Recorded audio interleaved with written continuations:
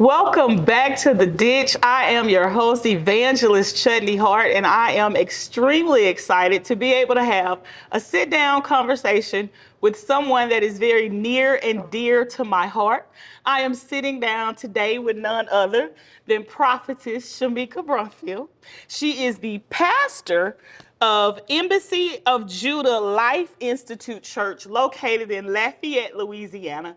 And even though we've been talking about balance this summer, I wanted to sit down and have a conversation with her because I wanted to have some space to try to encourage women in ministry and trying to find their balance, and having someone that is as seasoned as she is to be able to just kind of help us and guide us along our journey, our path, our way. And I could not think of a better person to have this particular conversation with. She's very, very special to me. She is my self-proclaimed mentor. But I met her at a time that there was a storm that was brewing in my life. And I needed somebody. I needed somebody else that I could be able to lean on. I have an excellent system. I have wonderful men and women of God, but there were going to be some other things that I was going to need. I was going to need some new tools for the toolkit. And so God placed this woman of God in my life, and I am excited to have this conversation with her. So I'm sitting down having this conversation today with none other than Prophetess Shimike. I would like to first start off with saying one of the things that drew me in about her is because she's Dr. Shimike, and she's not Dr. Shimike because of theology, but she is a doctor for a very different reason.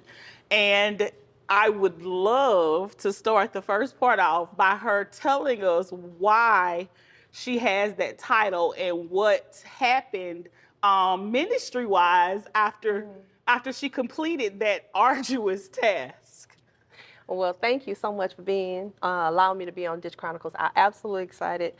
My journey began in that regard at Xavier University. I am a degree chemist, and I then went to medical school in Guadalajara, then to Ross in Miami. And so I am a physician, but I'm also someone who believes in the power and the supernatural power of God. And so those journeys have crossed. And so I like to say that I believe in the practical and the prophetic in a nice, harmonious marriage. And so now I do what is called holistic medicine. I also help women of color cross that bridge so that they can go and practice medicine themselves.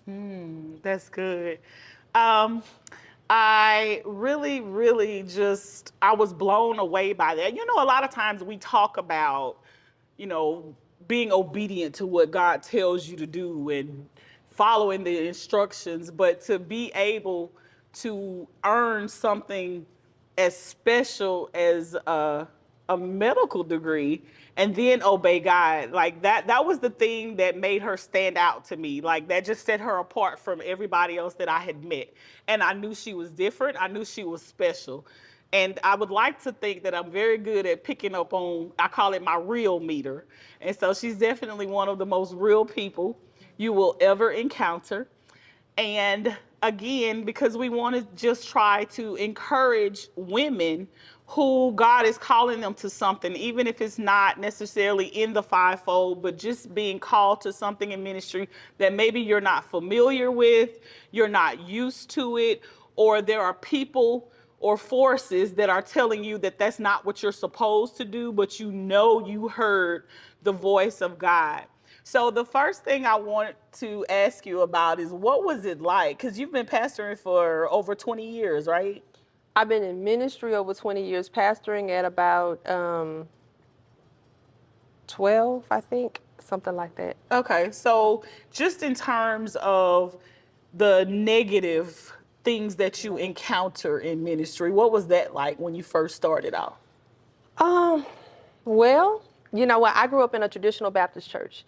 And so, but I think, and I'm so grateful that God put me in a very unique setting.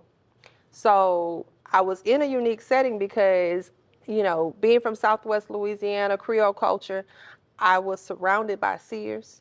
And so we even grew up with like treaters in church. So the seeing part was okay with them.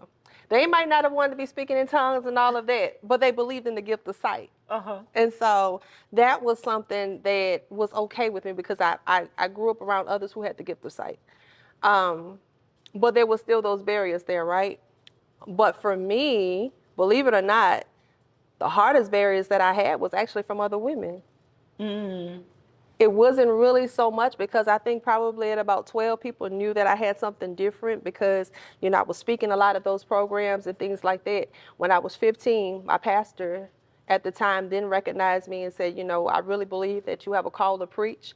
And so I really, at that time, was the first female to preach behind the pulpit. I won't say woman because it was still, young teens. But what that did was open up areas and open up other Baptist churches to letting me in. And they really did. And some of those churches have been open 100+ years.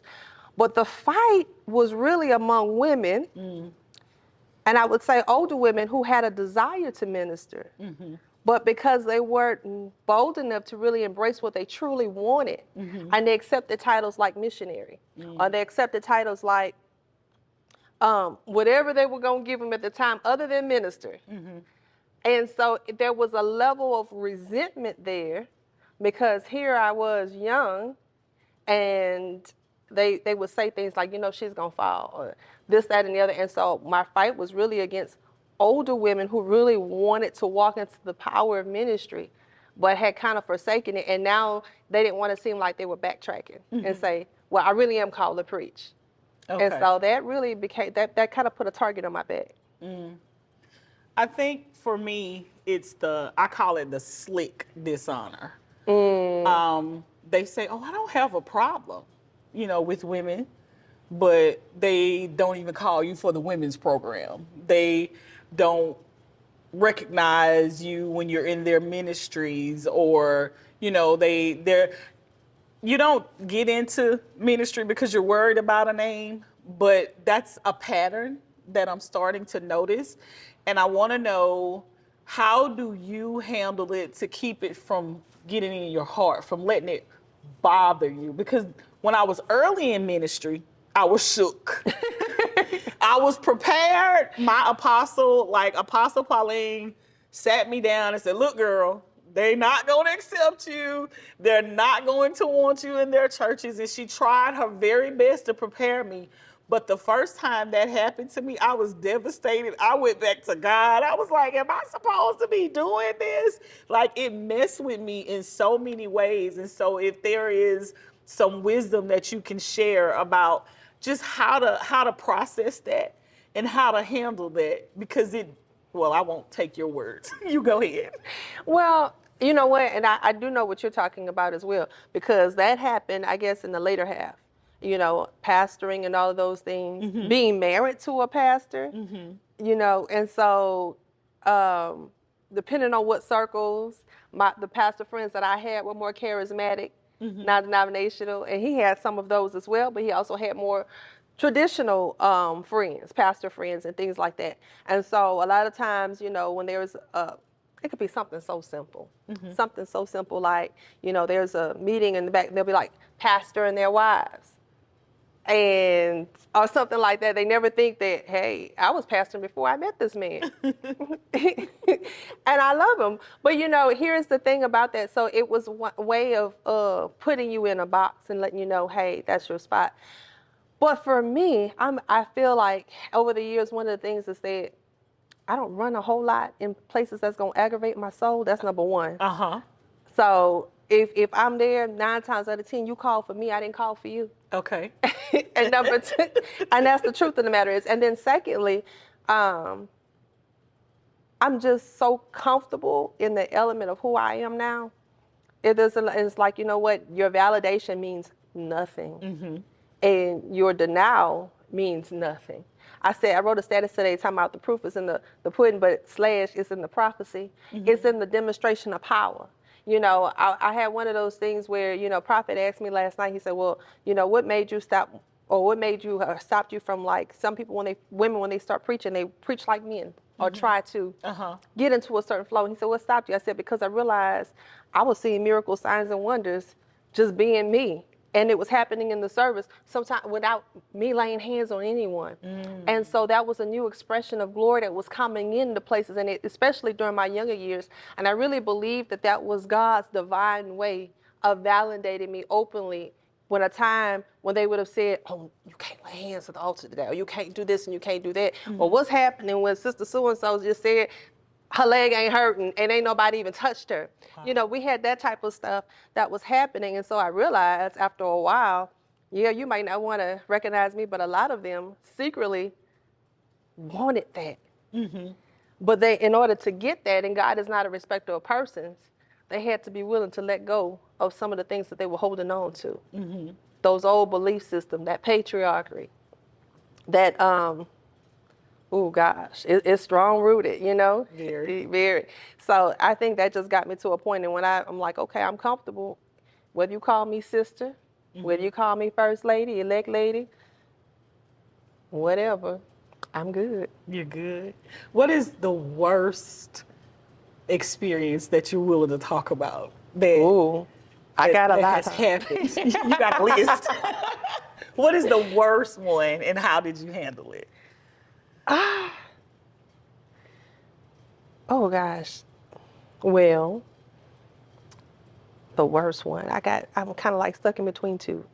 I had one with a female pastor that really just tried to. Tell us about that one.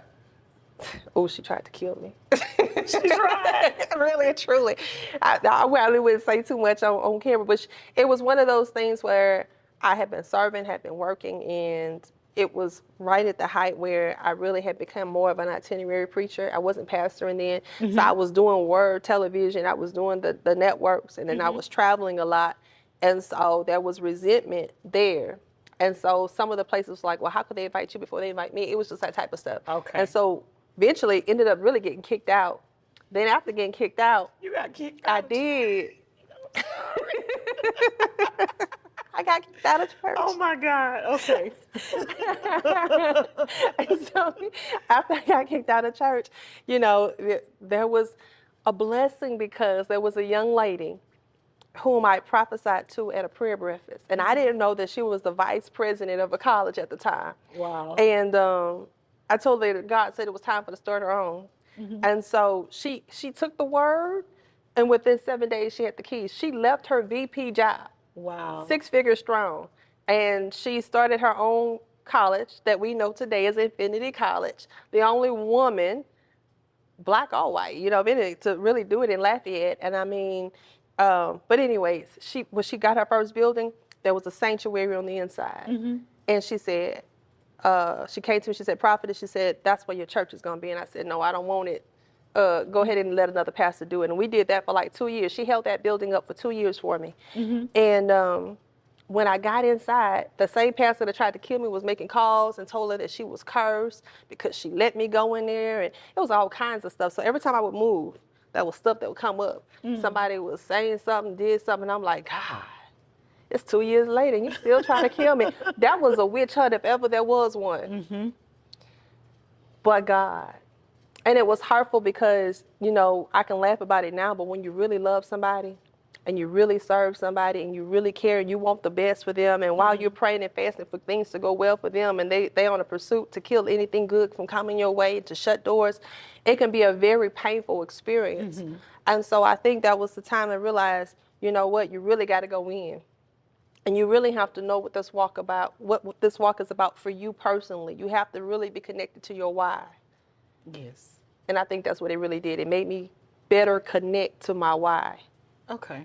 So it's fair to say, even when people trying to do you harm, they're still doing God's work and don't even know it sometimes. Right. You know, Saul had his purpose.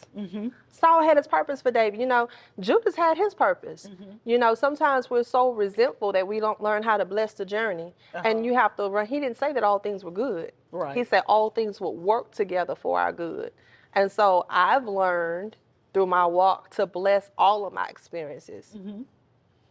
So to the new, or to the young lady that, regardless of their age, that God is calling them into ministry, and they've never been in ministry before, or maybe they're coming from a background, or maybe they were taught that this isn't what they were supposed to do, but they know that it is God that is speaking to them, what words of wisdom would you give them? Two things, and I think they both create balance. The first is, don't necessarily wait for somebody else to validate you. I've talked to a sister, she just graduated recently, like law school, probably a couple of years ago. And she and I were close since our Xavier days. And one of the things that she talked to me about was how people delayed. She has a powerful call, prophesied, preaches. And but people delayed her because she was in a patriarchal system. Oh, we're going to do it later. And then they would have an ordination. It would just be men on the lineup. And so she faced that. And so she felt, when I called her to come minister to the embassy, that she felt like, you know what, I'm never again going to allow waste time waiting for someone else to call. And she realized that she could have been further along in her ministry had she just stepped out of that system. Because many saw it upon her. It was evident that she walked with God. So that's the first thing. Don't wait forever. You know, I'm not saying go before you lead, but I'm saying don't wait forever. Don't invest 20 years. You know, if they're not doing women, they're just not, doing women. Don't feel like you owe them your life. And then the second is that we're in a time now where everything is about self. And people forget the awareness of community within ministry. And so I think that's the balance. So the first is don't be tied into a system that isn't working for you. But the second is don't forget that it's not about self, but it is about community. Right. And so remember those that you are serving, and question yourself enough, investigate your calling enough to figure out, is there a niche that I can say that I specialize in? Okay. You know, and for me, I realized that was healing. You know, even more than prophecy and all those other things. You know, none of us are just one thing. But is there something that you know that it absolutely has to be a part of your ministry? Okay. There are so many things that she does, but there's a couple of things that I definitely want her to talk about before we conclude our conversation today, because of who she is and who God has made her to be, and she has the ability, more a coach, if nothing else, an excellent coach to coach you into the things that God is calling you into, to be able to sit down and have these conversations. A lot of it is from her and the coaching that she's provided me, and just helping me to learn how to be comfortable with who God made me to be. And when you don't fit in the box, baby, move. Don't worry about it. Move on. Because my personality was so that I was still trying to stay in the box because of comfort and being afraid to get out of that box. So the first thing I want you to make sure we talk about is the prophetic escape that is coming up in 2025. I know the dates are July the 4th through the 7th. Yes. But I would like you to just kind of give an overview of what that is. Well, first of all, I know his name's Shimike's Prophetic Escape, but it is definitely my husband's baby. I thought maybe he's right there, but listen. Prophet Charles E. Brumfield. And so what it is, it was basically Temet Noske and Sayubana coming together. Temet Noske really means to know thyself. Sayubana, I see you. And so it was, okay, we're coming together in the retreat. We are coming to a place to where there's holistic seminars, there's those things and those teachings, but there's also this time with God, with nature. I mean, there's a sky altar, you're up in the mountains, and it's absolutely beautiful. And one of the reasons why we wanted to do that is because it is prophetic coaching, and consultation is one-on-one. And it also gives you a place to retreat from the cares of life and to have that time with God. There's a reason why God told Moses to go to the mountains. There's a reason why sometimes we need to get away from the elements, our cell phone, our computer, all of those things that keeps us occupied and stimulated, and just to hear and rest in the stillness. And sometimes we need to be taught just a little bit, say, how can we be still? But then it also has all these fun things. There's going to be swimming, basketball, there's a bounce jump, there's all kinds of things. Okay. And it's all inclusive. Your room is like basically a really nice hotel stay. Okay. And so, yeah, come on. We got payment plans. We got it all We going on. going on the payment plan. Mr. Hart. We And going. listen, for those pastors and those leaders, if you get, I think, 3 rooms of 3 people, well, it'll be 6 people. It depends if they want a private room. But if you get 3 rooms booked, that pastor's, that leader's room is free. Oh wow, you can't beat that with a You stick. can't, you can't, you can't. If private room is $1,500, if it's a dual occupancy, it's you and another person, you got to register together, it's $800 a piece. Hey, come on, let's get it. Okay. And all of the meals. We got chefs aboard. And I can definitely witness to the whole nature scene and being in the mountains, because this last trip in Albuquerque, like my body had to adjust. But once it adjusted, I told my husband, if we stay another week, I'm gonna come back looking like Moses, because the Lord just started downloading so many things into my spirit. So I'm excited about it. Our schedules weren't lining up, but I was really excited when I saw the dates for 2025. So if Jesus delays his coming, Patrick and Chutney Hart will be at the Hey. prophetic escape. There is one other thing that she is doing. Now, we in a ditch, so let me get my eyebrows together, because I have to help country people out. So let me explain something to you. Yes, you get what you pay for, okay? I am friends with some people that's in a bigger city. There's a woman of God that I know, and she's a life coach. She's a prophetess.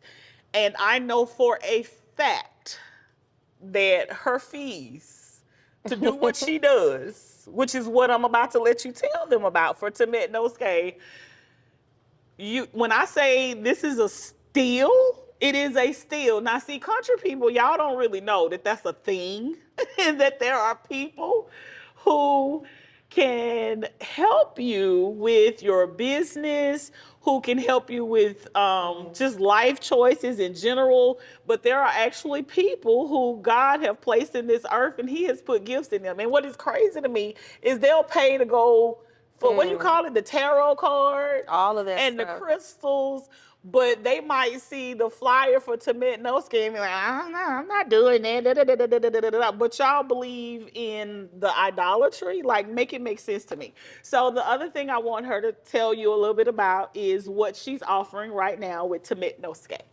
All right, Temet Noske. What I love about Temet Noske is the collective of women from all walks of life. So we have women who are stay-at-home moms, we have the CEOs, we have the entrepreneurs, we have the physicians, educators. If there's a walk of life, she is represented in Temet Noske. And sometimes they come for these consultations. It's 45 minutes a week, one-on-ones.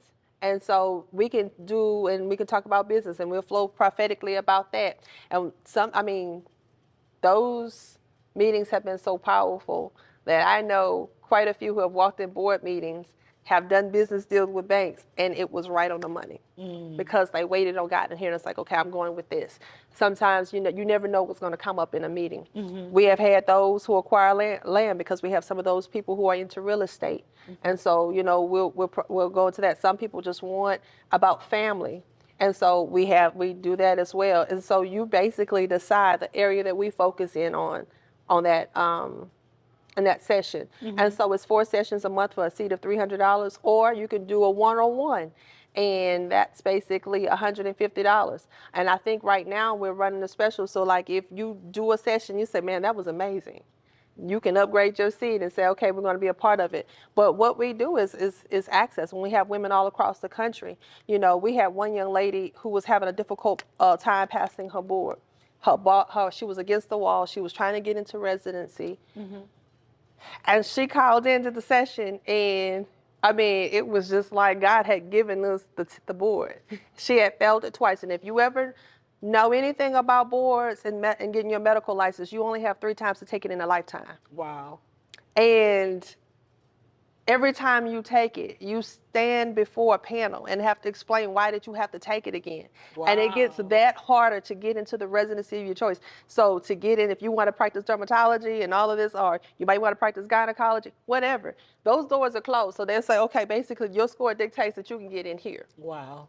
Let me tell you, God moved, she passed it, and then we saw the phenomenal. We saw something in one of the history that they called after being on the waiting list and down on the waiting list. Uh-huh. Got bumped up. I'm telling you, door opened up, and she had the choice whether to wait and to go ahead and start that residency. So we see things like that that you just can't explain. And I've always been passionate about education. We've had daughters who have flunked out of college, you know, by the word of the Lord. Amen. Have gone back and graduated. My niece was among those. We had one young lady who flunked out of LSU medical school, some practices that were not right, you know, that they tried to exclude us from having a seat at the table. And so God told about the door that when he was opening up, he did it. And now I think she's a resident at Tulane. So these are the type of things that we do about the betterment and improvement. So where's the seed? The seed is for the time. Why? Because if I still have things to take care of in my household. You know, I do homeschool, I have meetings, I have structure, I help with my husband's law firm. I pastor, so if I'm going to sit down and put on the schedule and give you 4 hours of my time, promised, every month, then I think that's the least we say, okay, I've got to do something to make sure that I can feed my babies as well. What do you say about your gift? It's meant to do what? It is absolutely every gift, and I say this to every woman that comes through the door. Your gift is meant to bless others, but it's absolutely meant to prosper you. Amen. When I tell you she is the absolute truth, this is the real deal, and you can do whatever you want to with it because it's not going to change anything, because who is for you is for you. And for the rest of you, if you want to remain lost, you can. Her and her husband, and this is funny to me because when you deal with as many people as you do, there is no way to remember every single word that God gives you. And so now God had already dealt with me. He was dealing with me for years, but I was just like, Jesus, not right now.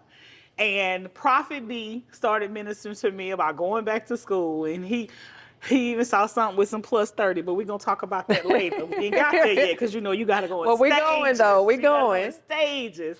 And then it might be a month later, then this woman of God was, well, I see you furthering your education. And I'm just like, oh, my God. There's no way that either of them can remember what the other person said. But I became obedient to the word of God. And today I just defended my master's. So call me MED. And I am excited because there were some promises that God made me when I obeyed. So I was holding off the blessing because I was in warfare with myself. But because of this woman of God and her gift, the way that God uses her and just uses her and just who she is, the both of them have coached me up. And so I'm excited, and I'm excited about what God is doing, because you have to understand, as long as you in this earth, you got the natural, and then you have, as my sis say, the supernatural. Yes. And so you're gonna have to be able to navigate both. So I have enjoyed having a chance to sit down with you. I hope there is something that has been said to help you out if you're starting out in ministry. If you are a woman specifically, because there's just so many challenges and so many hurdles. I get confused whenever I'm around them and they call me anything, and I'll look, my husband laughs every time. I was like, did she call my name? Because I've become so accustomed to being looked over. So when she recognizes me, there's one other church in Franklinton, Overseer Catherine Hart, or they come and say, do you want to come sit in the pulpit? And I'm like, no, I'm fine. But I have been in ministry since 2010. And this husband and wife and Overseer Catherine Hart are the only two who officially, consistently would recognize or acknowledge me in any type of way. And so I want you to know that that's special, especially for somebody starting out. I was more sure of my calling as an evangelist than I was as a minister. Like, I was trying to, I thought I was going to have to go in the office and say, look, Apostle, I think you messed up. It was going to be her fault, not mine. But I am just grateful for having this opportunity and this chance to sit down and have my sissy in the ditch. I want you to make sure you go to her Facebook page, Instagram, wherever, TikTok, go find her, because I promise you, she is better than them tarot cards. Oh. I want you to remember that there is always safety just beyond the ditch. That's right. Mwah.